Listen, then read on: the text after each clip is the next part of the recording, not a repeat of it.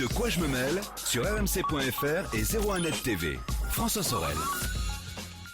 Un grand merci d'être là comme chaque vendredi, c'est De quoi je mêle, l'actualité des nouvelles techno. Et en ce 1er juin, vous savez quoi les amis, nous sommes à 2 semaines du coup d'envoi de la Coupe du Monde de foot en Russie. Un événement à suivre bien sûr sur RMC avec tous les matchs en intégralité, vous le savez, hein, c'est un peu notre spécialité. Mais cette Coupe du Monde, forcément, on va la suivre devant la télé, et surtout quand la France va jouer. Mais la question qu'on peut se poser, c'est comment choisir aujourd'hui sa télé ? Quelle taille d'écran ? Quelle technologie ? Bon, déjà, on va la prendre en couleur, ça c'est certain. Hein, c'est pas la peine de la prendre en noir et blanc. Les technos, l'OLED, le QLED, le LED, téléconnecté ou pas, quels sont les meilleurs rapports qualité-prix ? On va essayer maintenant, dans De quoi je me mêle, de répondre à toutes ces questions, parce que peut-être que vous êtes justement en train de vous poser la question et de vous dire, je vais changer de télé. Pour en parler, David Noguera est là. Salut David. Salut François, bonjour à tous. David Noguera, journaliste à 01net.com, qui nous fait l'amitié d'être là pour tout nous dire, parce que évidemment, c'est un gros dossier qu'on retrouve sur 01net.com. Exactement. Oui. Comment choisir sa télé. Le dossier Coupe du Monde vous attend sur 01net. Alors là, on va quand même vous donner quelques pistes, hein, parce que pour commencer, aujourd'hui, on voit pas mal de publicités sur les télés avec des technos différentes. Exactement. OLED, QLED, LED, etc. Ce sont des technologies différentes, mais comment choisir ? Comment s'y retrouver, David ? Alors en fait, ce qu'il faut savoir, c'est qu'il y a surtout deux vrais technos qui s'opposent, qui sont l'OLED, effectivement, et le LCD. Ce qu'il y a derrière, c'est vrai qu'on entend, quand on entend les gens parler, je me suis acheté un téléviseur LED, en fait, c'est juste la technologie de rétroéclairage. Derrière, c'est des panneaux LCD, cristaux liquides, et donc les fameux LED, Full LED, Edge LED, c'est là que ça se complique un petit peu. C'est juste le rétroéclairage. Et grosso modo, plus il y a de LED, plus l'image est lumineuse, et surtout, le vrai boulot pour les constructeurs, c'est d'arriver à cette précision dans le rétroéclairage quand on est sur une dalle LCD. Par rapport à l'OLED. Donc le LCD, c'est un panneau qui est allumé, il y a des lampes derrière. Enfin, c'est du LED, et donc le but du jeu, c'est d'avoir, donc soit on a du LED classique, ce qui va justifier parfois un prix d'entrée de gamme, soit on va avoir ensuite LED Edge, Full LED avec des technologies de gestion locale de ce qu'on appelle local dimming. Exactement. Voilà. Et de ce rétroéclairage qui permet d'avoir des noirs plus ou moins noirs, parce qu'on le sait, c'est ce qui est important aussi dans le contraste, avec des couleurs plus ou moins vives. Et c'est là que l'OLED est assez magique, parce que l'OLED est auto-émissif. Ça n'a rien à voir avec le LED. Hein. L'OLED est auto-émissif et donc chaque pixel gère sa propre couleur. Côté LCD, du côté de ces technos, il y a eu énormément de progression, énormément d'améliorations qui ont été faites, avec notamment le Samsung, cette technologie QLED, qui est en fait un panneau LCD avec un rétroéclairage où vont venir s'appliquer des filtres qui vont en fait, parce qu'on sait, c'est un peu technique, mais pour avoir des couleurs, c'est tout simplement l'onde lumineuse qui est envoyée et qui est ensuite filtrée pour donner ses couleurs. Voilà. Et ensuite, l'œil fait le reste. Eh bien, chez Samsung, on applique encore plus de filtres, comme chez LG, pour que ces couleurs ne bavent pas et rendent des couleurs beaucoup plus pures. Voilà. Donc, on va avoir du rouge et du vert plus pur et des contrastes beaucoup plus importants. D'accord. Voilà. Donc, QLED, LED, OLED. Voilà. Okay. Exactement. QLED, LED, à peu près la même chose. QLED, c'est la marque un peu de Samsung. Voilà, flagship de Samsung. Oui. Et l'OLED, qui est une techno qui n'a rien à voir, tu expliquais. Donc chaque point s'allume et s'éteint finalement. Donc c'est l'idéal sur le papier. C'est l'idéal sur le papier. Et c'est poussé par LG parce que LG a investi énormément dans cette technologie. Il faut savoir que si vous avez un téléphone haut de gamme, il y a de fortes chances pour que l'écran ait cette technologie. C'est la technologie OLED. Exactement. Bon, on a dit ça, mais on n'a rien dit.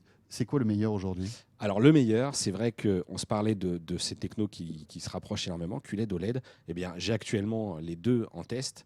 Et c'est vrai que quand on regarde l'OLED, c'est magique, c'est très joli, parce qu'en plus, les dalles sont d'excellente qualité, on a des traitements d'image qui sont là, mais l'OLED reste un cran en dessous. C'est vraiment quelque chose... Alors, l'image ne va pas être aussi lumineuse. Le QLED reste un cran en dessous. Le QLED reste un cran en dessous et l'OLED, du coup, un cran au-dessus. Parce que c'est vrai que c'est une image qui est moins lumineuse, parce que quand on a du QLED, comme je le disais tout à l'heure, c'est la possibilité d'ajouter plein de sources lumineuses et de monter plus haut en luminosité. Et là, l'OLED, pour l'instant, en tout cas, est légèrement moins lumineux, mais c'est tellement contrasté, tellement beau et tellement confortable que finalement, le rendu est meilleur. Voilà. Après, le prix n'est pas le même. L'OLED est une technologie qui est encore assez chère, assez coûteuse. Oui, on est d'accord. hein. Le QLED aussi. Le QLED aussi. Oui, c'est quand même, ça reste un petit peu moins cher, mais effectivement, c'est. Donc, en gros, si vous aussi. avez un peu les moyens, faites-vous plaisir, achetez-vous une télé OLED. Il faut savoir qu'on a parlé d'LG, mais il y a d'autres marques qui achètent en fait des panneaux OLED à LG et qui après appliquent leur savoir-faire en termes de traitement vidéo, etc. C'est le cas de Panasonic, etc. Il y a Philips, Sony, voilà, Love, je crois aussi. Ouais, tout à fait. Exactement. Donc il y a pas mal de marques, mais voilà, si le vendeur vous dit, bah voyez, ça c'est l'OLED, QLED, etc. Au moins vous savez un petit peu les différentes technologies. Après, quand on va dans ces magasins, on voit des autocollants partout, avec HDR. Alors 4K, bon, 4K, c'est l'ultra haute définition. Exactement. Il y a aussi Dolby Vision, etc. Oui. Tous ces logos servent à quelque chose. Est-ce que vraiment c'est différenciant en termes de qualité ? S'il fallait en retenir que quelques-uns, c'est vrai que le 4K, qui est un peu le terme abusif parce qu'on sait que c'est plutôt de l'ultra haute définition, on n'est pas sur la définition 4K cinéma, on est légèrement en dessous. Néanmoins, par commodité, c'est vrai qu'on parle souvent de 4K. Il y a un petit changement en magasin avec des stickers qui sont maintenant UHD. Mais bon, ça c'est l'ultra haute définition, effectivement, on ne s'en reparle pas. Au-delà de 50-55 pouces, voilà, faut passer sur une dalle ultra HD. Et d'ailleurs, les constructeurs d'eux-mêmes l'imposent. Aujourd'hui, si je prends à partir d'un 50 pouces, on va dire à peu près, il y a quasiment tous les modèles sont 4K. Voilà, exactement. En tout cas, ce serait dommage de faire l'erreur d'acheter un simple modèle Full HD, à moins d'avoir un budget vraiment très très serré.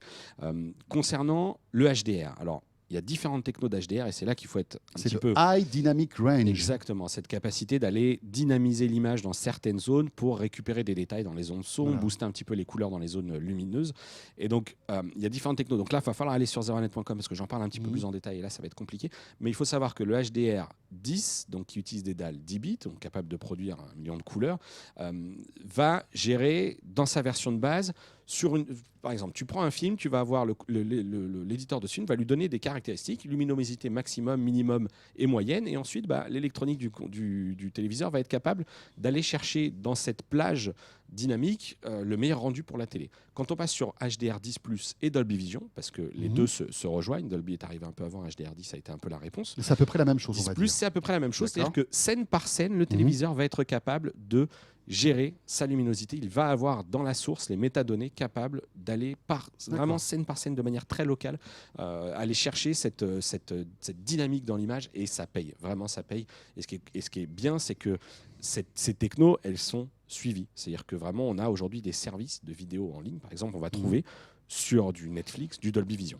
Alors ça, c'est le deuxième sujet. Exactement. Belle transition, David. Alors là, franchement, quel métier il est. Parce que j'allais le lancer là-dessus, et bim, il me prépare le terrain. Oui. C'est formidable. On a parlé des technos, on a parlé de la 4K, HDR, etc., Dolby Vision. Maintenant, quand on achète une télé, composante hyper importante qui est nouvelle, parce qu'avant, on ne savait pas trop, c'était pas, on va dire, capital de choisir une télé connectée. Mais maintenant, il faut qu'elle soit connectée. Il faut qu'elle soit connectée, et c'est vrai qu'elles le sont toutes, et le discours même des constructeurs, c'est d'arriver à une solution sur laquelle on peut se passer de sa box. Parce que c'est vrai qu'on peut avoir, quand on a une très belle télé, avoir une télé principale qui est connectée à sa box, mais on peut aussi avoir une très belle télé dans une pièce secondaire. Bien et là, sûr. quand on est frustré de ne pas retrouver. Donc, on sait qu'aujourd'hui, il y a beaucoup d'applications qui existent, du Molotov, du Netflix, de l'Amazon En fait, c'est un Prime, peu comme sur un du smartphone. SFR Sport. On va se retrouver avec des applis Voilà, sur la télé en direct. qu'on va lancer et qui Voilà. vont vous permettre d'accéder à des services. Pas du ça avec une simple connexion Internet. Donc, quand en plus on a un peu de chance d'avoir la fibre, par exemple, à la maison, on peut commencer à streamer du contenu 4K. Il a de la fibre, regardez, je le montre. Tout à fait. Il a la fibre depuis pas longtemps, il est content comme tout. Tout à fait. Et c'est vrai que du coup, on peut commencer même à faire du multipost dans la maison avec plusieurs flux 4K. Donc ça, c'est vraiment pas mal, et c'est dommage de s'en priver. Et oui, tu as raison, les services connectés sont indispensables. Et donc là, encore faut-il savoir ce qu'on achète. La plupart des télés aujourd'hui ont au moins Netflix, YouTube, Oui. ça c'est un peu le Ouais, basique. c'est la base. Mais en revanche, il y a des télés qui vont beaucoup plus loin, qui proposent des replays de chaînes de télé françaises. Ouais. Et il y a même Samsung qui a passé un accord avec Canal+, Oui. qui intègre carrément MyCanal dans la télé, en fait. Canal, SFR Sport, on va retrouver aussi du Molotov. Et donc là, vraiment, on se retrouve avec un deuxième téléviseur. Et on n'a plus Ou besoin moi, de quand box. je les teste, mais non, quand je les teste, je n'allume plus ma box. C'est vraiment, c'est magique. Et on n'a même plus besoin d'antenne TNT. Plus d'antenne TNT, plus de consommation supplémentaire de sa box, parce qu'on ne sait jamais Tout est dans la réellement télé. comment ça consomme. Et finalement, Et puis ça fait des boîtiers en moins en plus. C'est ça qui est cool. Donc c'est souvent très bien intégré. Et en plus, c'est bien. Parfois, elle se pilote avec beaucoup plus de confort que. Et puis en plus, on n'a qu'une seule une seule télécommande. télécommande. Exactement. Voilà.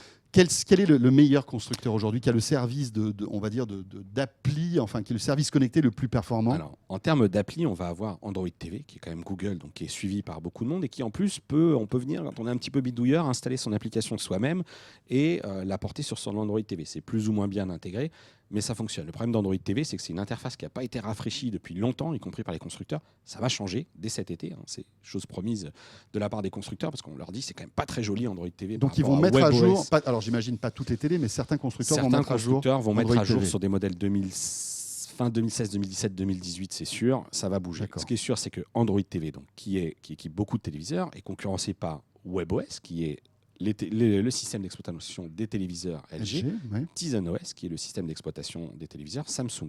Ces deux systèmes-là sont redoutables. Ils sont extrêmement fluides, très très bien faits. L'ergonomie est réussie et les menus sont jolis. Beaucoup de fonctions, parce qu'on se parlait des dalles HDR tout à l'heure, mais tout ça, il faut aussi pouvoir le gérer, parce qu'un mauvais HDR, quand c'est un peu trop clinquant, c'est plus joli, c'est pas beau, c'est pas un beau rendu cinéma, donc il faut pouvoir l'ajuster soi-même. Et vraiment, il y a un très beau travail réalisé, que ce soit sur Tizen OS et sur WebOS.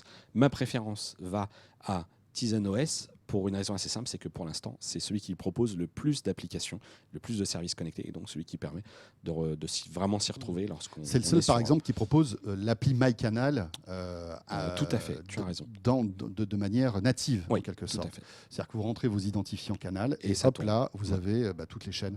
Vous n'avez même plus besoin de Molotov, parce que si vous avez MyCanal, si vous êtes abonné à Canal, vous avez toutes les chaînes de la TNT et toutes les chaînes de votre abonnement, en fait. Et ça, c'est plutôt pratique. Après, il y a d'autres marques. On n'a pas parlé de Sony, mais Sony a un système connecté aussi. Sony tourne pour la plupart maintenant sur Android TV, et la bonne nouvelle, c'est que eux, pour le coup, font partie des constructeurs qui promettent dès la rentrée d'arriver avec la version 8 d'Android TV. Et du coup, cette version 8, très rapidement, va voir arriver des assistants vocaux. Voilà. Après, on pourrait parler aussi de Panasonic, qui a un système qui s'appelle Firefox OS, qui est moins performant. Enfin, voilà. Il y a on va dire le strict minimum en termes d'application. Mais bon, vous avez quand même Netflix, vous avez Amazon Prime, vous avez YouTube, etc. Ça, c'est la première chose. La deuxième, c'est qu'aujourd'hui, on se rend compte que les télés évoluent et finalement font à peu près ce que font les smartphones et même les enceintes connectées. Il y a des télés qui vont réagir à notre voix, et on va pouvoir leur poser des questions comme on pose des questions à son iPhone ou à son Android. Et alors ça, j'y croyais pas beaucoup, jusqu'à avoir vu les dernières versions de Bixby chez Samsung et de l'assistant ThinQ de LG. D'ailleurs, c'est ce que LG met en avant dans ses publicités, mais c'est redoutable. C'est-à-dire qu'on peut dire à sa télé, volume à 5, volume à 17, qui a joué dans tel film, trouve-moi des films d'action, trouve-moi des films de Mel Gibson. Lance-moi 01net TV. Lance-moi 01net TV, ouvre-moi l'application YouTube, règle le téléviseur en mode cinéma, bascule en mode standard. Voilà. Donc, c'est des discours, plus particulièrement d'ailleurs chez LG, qui sont désormais très naturels, et qui vraiment, du coup, évite d'aller chercher dans ces menus. C'est pratique de parler à la télé pour qu'elle réagisse ou pas? C'est assez pratique. Parce que la télécommande, c'est quand même redoutable. Voilà, c'est assez pratique, sauf qu'il faut avoir le pointeur, tu as raison, le pointeur, le fameux ce système de gyroscope qui est dans les télécommandes LG, par exemple, est vraiment très efficace. Ce système, il est vraiment éprouvé. Néanmoins, il y a désormais une telle façon de parler, c'est-à-dire que c'est tellement naturel aujourd'hui de les instructions qu'on peut donner à son téléviseur que finalement on l'utilise. Et ça, c'est plutôt une bonne nouvelle. Ça se transforme vraiment là sur cette génération 2018 du gadget à quelque chose qu'on va pouvoir utiliser. Et on pourra l'utiliser aussi bientôt sur Android TV, parce que Google Assistant ne devrait plus tarder, vraiment. Là, je l'attends avec impatience, parce que j'ai eu quelques petites démos de manière un peu confidentielle, et il y a des trucs très très sympas. Ça peut être sympa. Ouais. Voilà, donc téléconnecté, évidemment, il ne faut pas passer à côté. Évidemment, il faut avoir une connexion Internet plutôt de bonne qualité pour pouvoir bénéficier de tout ce contenu en haute définition ou très haute définition, en ultra haute définition. La taille maintenant, parce que maintenant qu'on a parlé des technos, de la téléconnectée, il faut parler de la taille de la télé. Comment s'y retrouver? En plus, on rentre dans un magasin, on perd totalement l'échelle, parce qu'il y a des télés de toutes les tailles. On n'arrive même plus à se projeter dans son salon pour se dire comment on fait pour choisir la taille de sa télé. Il y a une règle, alors qu'on décide de respecter ou non, c'est la règle tout simplement du recul. Et il faut savoir, alors on va passer très rapidement sur les téléviseurs qui ne sont plus Full HD tout simplement, enfin qui ne sont pas Full HD tout simplement parce qu'on peut avoir envie d'acheter une télé pour une toute petite pièce, donc en dessous. Donc pour les téléviseurs non Full HD, c'est jusqu'à et au-delà même parfois de 3 fois la diagonale de l'image. C'est-à-dire que quand on a un 32 pouces, on prend cette diagonale. Pour les téléviseurs Full HD, on descend un petit peu, on est à 2,6 fois. Donc pour du Full HD, donc c'est aussi pour ça parfois qu'on dit n'achetez pas un 46 pouces ou un 49 pouces 4K parce que finalement peut-être que, et c'est d'ailleurs une recommandation, peut-être qu'il vaut mieux prendre un 49 pouces Full HD avec un meilleur traitement et un meilleur processeur, une meilleure dalle qu'un mauvais téléviseur. C'est-à-dire qu'il vaut mieux prendre 4K. un téléviseur haut de gamme Full HD qu'un téléviseur bas de gamme dans les petits 4K. Tout à fait, tu as raison. À partir de 55 pouces, là... Ça change. Là, ça change parce que si on bascule sur de l'ultra haute définition, eh bien, on peut cette fois-ci réduire du fait de la densité des points ce recul à un ratio de 1,3 fois la diagonale de l'image. C'est-à-dire que par exemple, pour un téléviseur qui est un modèle 55 pouces, on aura finalement plus que 2 ou 3 mètres de recul. Et ça, c'est quand même pas de fatigue oculaire.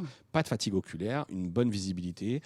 Une immersion. Exactement. Totale. Une immersion qui est indiscutable. D'ailleurs, c'est rigolo parce que la taille des téléviseurs augmente d'année en année. Et c'est la tendance d'ailleurs.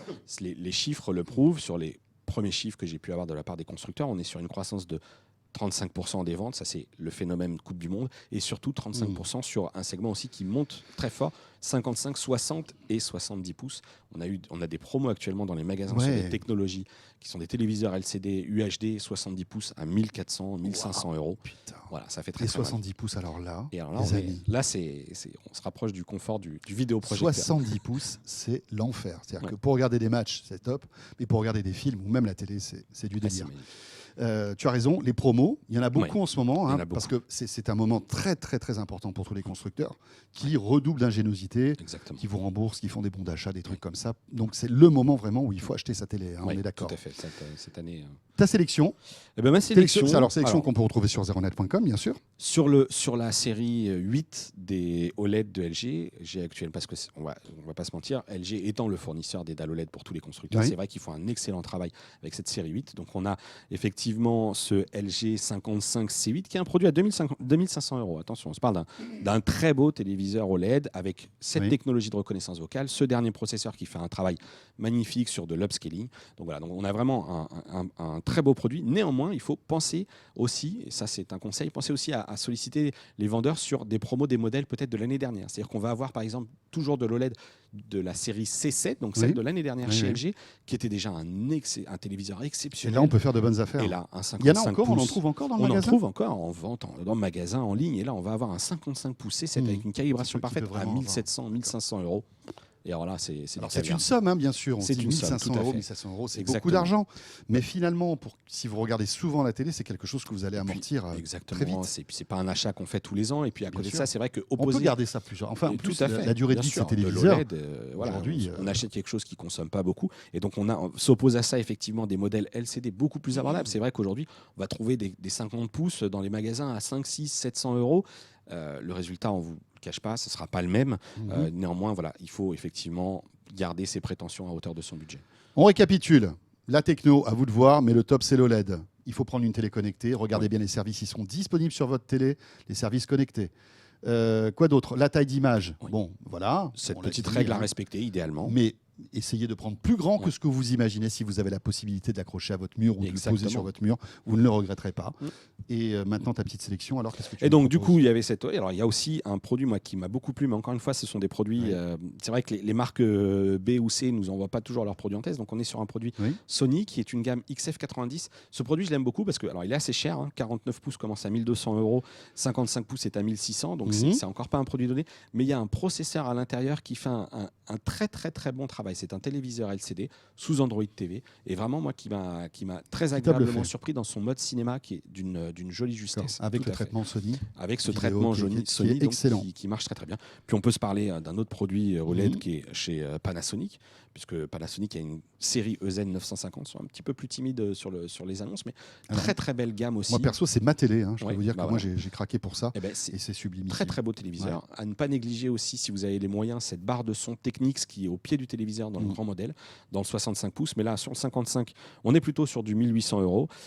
Et puis, bien évidemment, Samsung, QLED. Voilà, donc les prix vont démarrer avec un 55 Q8 qui est un modèle de cette année à 1500, 1800 euros plutôt d'ailleurs en prix public. Et on va aller très très haut sur ce modèle qui est à 3000 euros, qui est le Q9, qui est leur plus beau modèle et qui en plus a cet ambient mode, c'est la possibilité de prendre en photo son téléviseur une fois qu'il est installé au mur et par une intelligence d'une application, en fait on met son smartphone, on prend la photo au mur et en fait il recrée la continuité du mur dans le téléviseur. Ce qui fait que le problème lorsqu'on a son téléviseur au mur, c'est que quand on l'éteint, on a une dalle noire. Et bien là, ce téléviseur, il reproduit la texture du mur. Et du coup, il se met dans un mode d'économie d'énergie, dans lequel on peut afficher des petits widgets. Et par exemple, si on a un mur de briques, et ben on a ce mur de briques.